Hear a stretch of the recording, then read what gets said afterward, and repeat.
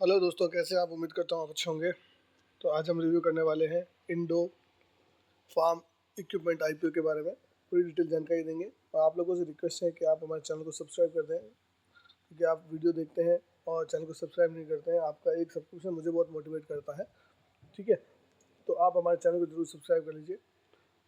अब बिना देरी के साथ पूरी डिटेल जानकारी आपको देते हैं। इंडो फार्म इक्विपमेंट आईपीओ 31 दिसंबर को ओपन होगा। 2 जनवरी 2025 को यह क्लोज हो जाएगा। आईपीओ का प्राइस है वो 215 रुपये का रखा गया है। BSE NSE दोनों पे लिस्ट होगा। रिटेल का कोटा 35% रखा गया है। इशू का साइज बहुत छोटा है, 260 करोड़ का है। Offer for sale 75 crore. Fresh issue 187 crore का है। फेस वैल्यू 10 रुपये का है। प्रोमोटर की होल्डिंग 93.45% है। प्री आईपीओ पोस्ट आईपीओ 69.44% की हो जाएगी। आपको 3 तारीख को अलॉटमेंट आ जाएगा, 6 तारीख को रिफंड हो जाएंगे या क्रेडिट आपके अकाउंट में शेयर्स हो जाएंगे, 7 तारीख को यह लिस्ट हो जाएगा। अब लॉट साइज़ की बात करें तो रिटेल में अगर आप अप्लाई करने वाले तो 69 शेयर से आपको अप्लाई करना है। 215 का प्राइस बैंड है, तो एक लॉट का वैल्यू 14,835 रुपये होने वाला है। अगर आप स्मॉल HNI कैटेगरी में अप्लाई करने वाले हैं तो 966 शेयर 14 लॉट 2,60,690 रुपये की बिड आपको अप्लाई करनी है। अगर आप बिग HNI कैटेगरी में अप्लाई करने वाले हैं तो आपको 4,692 शेयर 68 लॉट 10,08,780 रुपये की बिड अप्लाई करनी है। तो आप कौन सी कैटेगरी में अप्लाई करने वाले हैं हमें कमेंट करके बता सकते हैं और हमारे चैनल को ज़रूर सब्सक्राइब कर लीजिए। ग्रे मार्केट प्रीमियम की बात करें तो 21 रुपये का GMP निकल के आ रहा है। 215 का प्राइस बैंड है, 21 रुपये का GMP है, तो उसके अकॉर्डिंग एक्सपेक्टेड लिस्टिंग प्राइस 236 रुपये की होने की संभावना है और उसके अकॉर्डिंग 10% का ग्रे मार्केट प्रीमियम निकल के आ रहा है। सब्जेक्ट टू सौदा रेट रिटेल के लिए 1100 और स्मॉल HNI बिग HNI के लिए 15,400 निकल के आ रहा है। तो ग्रे मार्केट प्रीमियम ठीक ठाक है। अब देखते हैं कंपनी क्या काम करती है, फाइनेंशियल कैसे है, उसके हिसाब से आइडिया लगाएंगे कि इसमें अप्लाई करना है या नहीं करना है।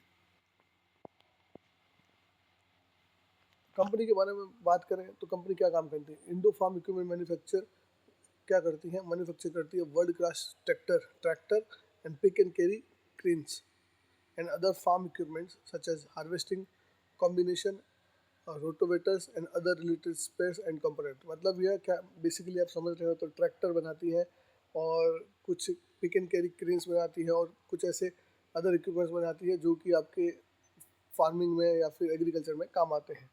कंपनी सेल करती है अपने प्रोडक्ट्स को 2 ब्रांड के में, एक है इंडो फार्म, दूसरा इंडो पावर। इनके जो प्रोडक्ट हैं वो सोल्ड होते हैं डोमेस्टिकली और आउट ऑफ इंडिया में भी।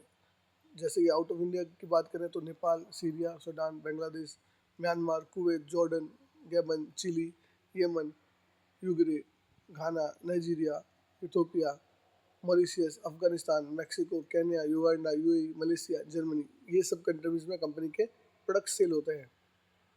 अगर इसकी प्रोडक्शन कैपेसिटी की बात की जाए तो कंपनी की जो फैक्ट्री है वो 1,27,840 स्क्वायर मीटर में फैली हुई है हिमाचल प्रदेश में। और इसकी मैन्युफैक्चरिंग कैपेसिटी की बात करें तो 12,000 ट्रैक्टर पर एनम और 720 pick and carry cranes per annum की कैपेसिटी है। कंपनी करंटली मैन्युफैक्चर करती है ट्रैक्टर 16 HP से लेके 110 HP के और pick and carry cranes 9 ton से लेके 30 टन के लिए। तो कंपनी के ये प्रोडक्ट्स निकल के आते हैं। कंपनी का काम अच्छा है, manufacturing of tractors and pick and carry games, तो कंपनी का काम मुझे अच्छा लग रहा है। अब ये कंपनी के आईपीओ की स्ट्रेंथ की बात करें तो कंपनी के पास वाइड रेंज ऑफ प्रोडक्ट है, fully integrated and established manufacturing facilities है। एक्सपोर्ट प्रोडक्ट करती है, अपने प्रोडक्ट्स को बहुत सारी कंपनी में एक्सपोर्ट करती है और मैनेजमेंट है बहुत ही एक्सपीरियंस है। अब इस आईपीओ के अगर ऑब्जेक्टिव की बात करी जाए दोस्तों, तो जो पैसा आएगा उससे कंपनी क्या करने वाली है, कंपनी करेंगी सेटिंग अप करेगी एक new dedicated unit for expansion of the pick and carry cranes manufacturing capacity. तो manufacturing capacity pick and carry के लिए ये कंपनी डेडिकेटेड यूनिट का एक्सपांशन करने वाली है। दूसरा करेगी कुछ पैसा जो आएगा उससे रीपेमेंट करेगी लोन का, ठीक है। तीसरा कंपनी बोल रही है कि जो फर्दर पैसा आएगा इन्वेस्टमेंट करेगी, उनकी एक NBFC सब्सिडी है बर्लोटा फाइनेंस लिमिटेड, उसमें कुछ पैसे की ज़रूरत है कैपिटल की, तो उसमें करेगी और बाकी कुछ जनरल कॉर्पोरेट पर्पज़ के लिए कंपनी पैसा यूज़ करेगी। अब फाइनेंशियल्स की बात करें तो रेवेन्यू में 1% की और प्रॉफिट में भी 1% की इंक्रीज देखा गया है 2023 से 2024 में। तो रेवेन्यू प्रॉफिट में कुछ ज़्यादा खास ग्रोथ देखा नहीं गया है पिछले 2023 से 2024 में, ठीक है। 2022 की बात करें तो कंपनी का जो रेवेन्यू है 352 करोड़ का था, 2023 में 371 करोड़ और 2024 में 375 करोड़ का रेवेन्यू निकल के आ रहा है। 30 जून 2024 की बात करें तिमाही नतीजों के हिसाब से कंपनी का जो रेवेन्यू है 75 करोड़ का निकल के आ रहा है। तो इस हिसाब से कंपनी इसी साल में 350 से लेके 400 करोड़ का ही टर्नओवर कर पाएगी। मतलब कंपनी का जो टर्नओवर है वो ज़्यादा नहीं रहेगा, ठीक ठाक ही है, सेम रेंज में रहने वाला है। कुछ ज़्यादा एक्सपांस मतलब एक्स्ट्रा ऑर्डिनरी टर्नओवर ग्रोथ का प्रोजेक्शन कंपनी ने नहीं किया है। प्रॉफिट आफ्टर टैक्स की बात करें तो 13 करोड़ था 2022 में, जो 2023 में बढ़ के 15 करोड़ हो गया और वही आपका 2024 में भी सेम 15.60 करोड़ का निकल के आ रहा है। तो प्रॉफिट में भी कुछ ज़्यादा खास ग्रोथ देखी नहीं गई है।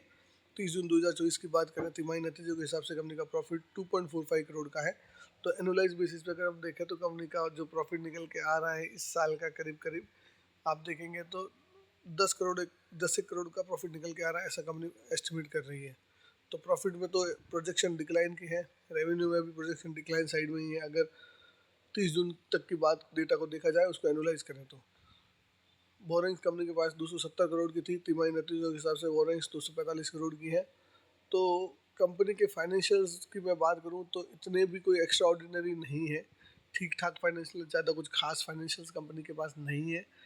तो ये कंपनी में अवॉइड कर मतलब अप्लाई करना है या नहीं करना है, क्योंकि ग्रे मार्केट प्रीमियम भी बहुत कम चल रहा है, फाइनेंशियल्स ठीक ठाक है, कुछ ज़्यादा एक्स्ट्रा ऑर्डिनरी है, कोई ग्रोथ मुझे दिख नहीं रही है कंपनी में और कंपनी का कामकाज ठीक ठाक है। तो ये सब चीज़ों को देखते हुए कंपनी में अप्लाई करना तो नहीं बनता है, क्योंकि ग्रे मार्केट नहीं है, फाइनेंशियल ठीक ठाक है।